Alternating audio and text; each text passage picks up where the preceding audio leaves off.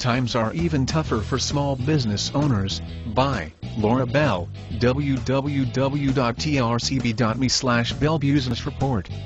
You have to be under a rock if you haven't read the news about our economy's craziness. The stories overflow to every part of the newspaper. The economic slowdown seems to be on everyone's mind. There was a whole section of the increase of food prices and how rice has become scarce in the latest Business Week.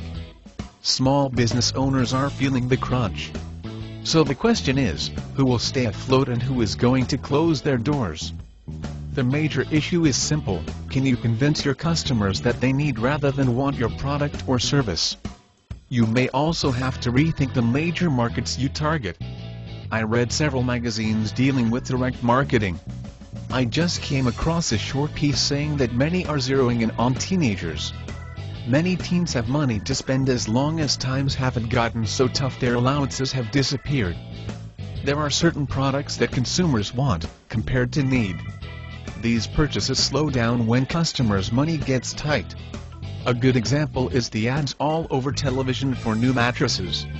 We all know that if push comes to shove, a lumpy mattress problem can be solved by shoving a board under it. However, running an ad with a medical endorsement going on about how new mattress improves your sleep and health can put the ball back on your side of the court. Your article could be in this broadcast. Visit trcb.com to find out how. Eating out, car washes, high-grade meat, vacations and a new wardrobe are all products and services that can easily become one of the things worried consumers will decide to do without for the time being. The substitution effect will take hold. Where can they get a product or service cheaper will be high on their priority list.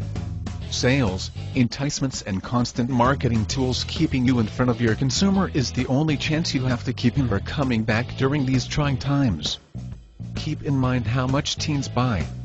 They spend a ton of cash from allowances and extras they receive during divorce.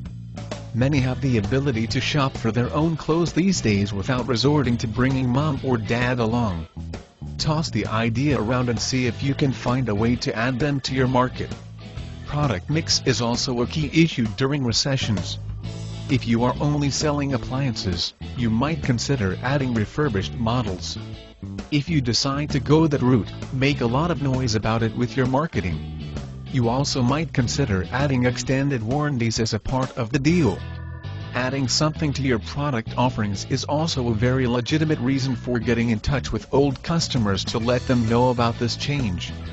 Finally, and not least, don't cut back on advertising. The only companies who stem the tide during slow times are the ones who continue marketing. This doesn't mean that you can't find a way to trim the fat out of your marketing budget. Interns and teenagers can be good substitutes for full-time employees for marketing tasks. Keep your eyes on the economic measurements. They are all over the media. You couldn't miss them if you tried. And keep a sharp eye on your competition. It will pay off in the long run. Laura Bell is freelance writer and owner of www.bellbusinessreport.com. The Bell Business Report offers common sense business advice and how-to info for running your business. It takes the everyday headlines apart, dealing with business news, and shows you how to put that information to work for you. Music by Kevin MacLeod.